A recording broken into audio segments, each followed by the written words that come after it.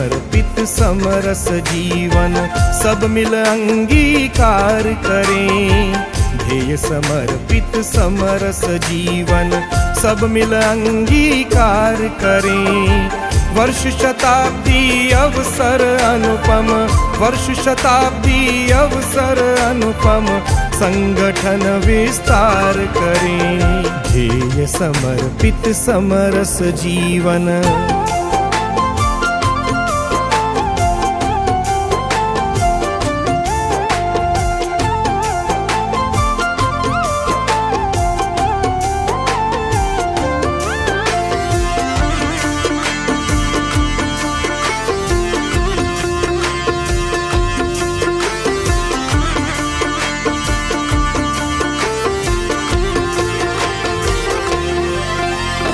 चारित्रिक और संस्कारमय साधकों का सृजन करें।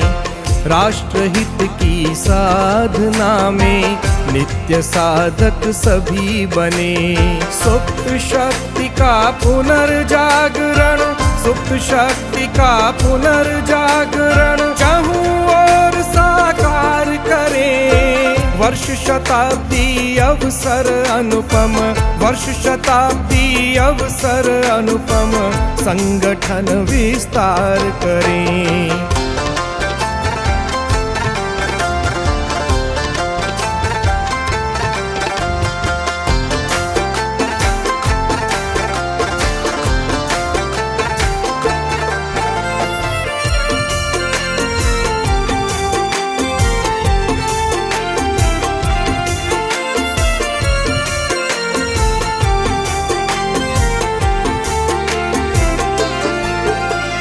अपनी भाषा अपनी माटी निज गौरव का भान करें।